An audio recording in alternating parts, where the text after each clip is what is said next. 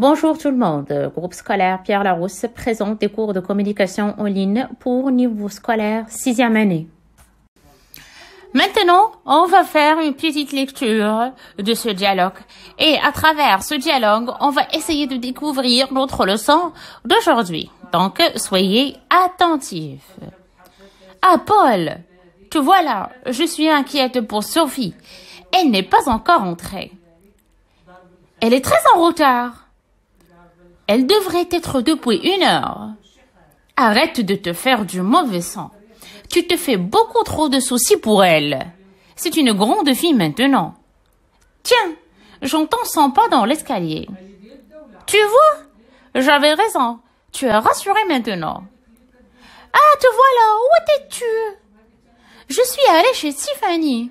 Elle voulait me montrer sa nouvelle guitare. Tu aurais pu me prévenir. Le téléphone, ça existe.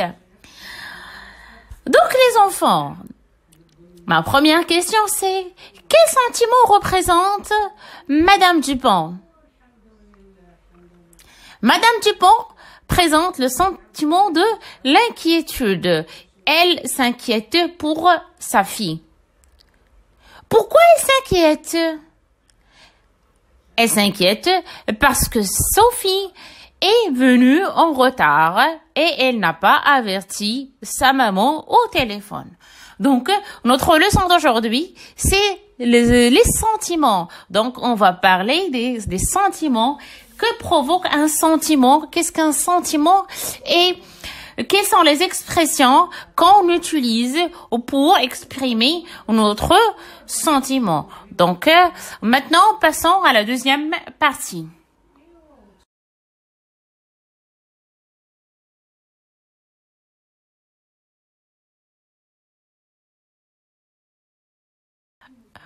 Donc, je parle du plaisir, de l'amour, la colère, la haine, la déception, la tendresse, la jalousie, l'indifférence.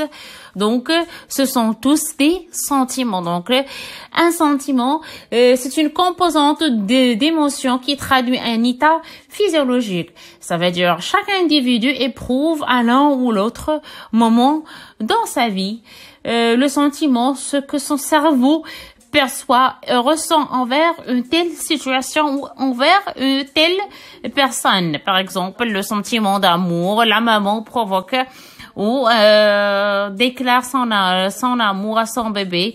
Donc, c'est un sentiment d'amour. Elle est amoureuse de son bébé. Donc, cet amour-là, il est provoqué par une émotion. Donc, l'émotion, c'est une...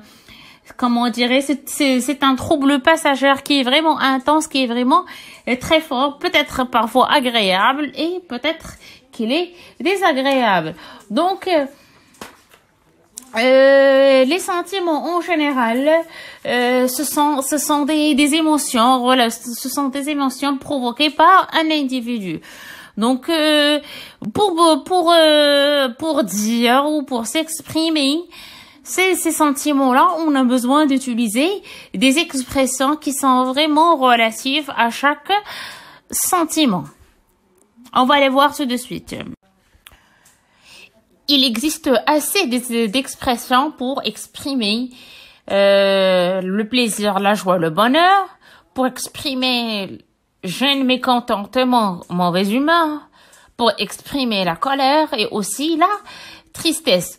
Donc, pour le plaisir, joie, bonheur, je peux dire je suis ravie que, ça me fait tellement plaisir que, heureusement que. Donc, je peux l'utiliser dans des phrases pour exprimer le plaisir, joie et bonheur.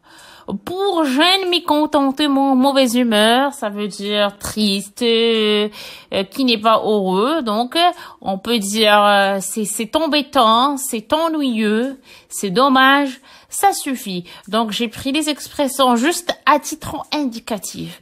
Donc, parfois, on est en colère, on a besoin de s'exprimer. Alors là, non, mais ce n'est pas vrai lorsqu'on reçoit... une nouvelle qui est vraiment qui nous fait colère. Non, ce n'est pas vrai. Alors là, c'est un peu fort. Pour la tristesse, je peux dire c'est déprimant, c'est accablant, je suis au bout du rouleau, ça veut dire je ne peux plus supporter. Donc passons maintenant à la deuxième partie des expressions. Donc c'est dans la deuxième partie du vocabulaire ou des expressions, on a la peur et l'angoisse, l'indifférence, l'espoir, surprise et admiration. Donc pour la peur et l'angoisse, je peux utiliser le verbe craindre, le verbe redouter ou le verbe s'inquiéter pour exprimer sa peur ou son angoisse. Pour l'indifférence, il y a aussi des expressions, ça m'est tout à fait égal, ça m'est complètement égal, ça ne me fait ni chaud ni froid.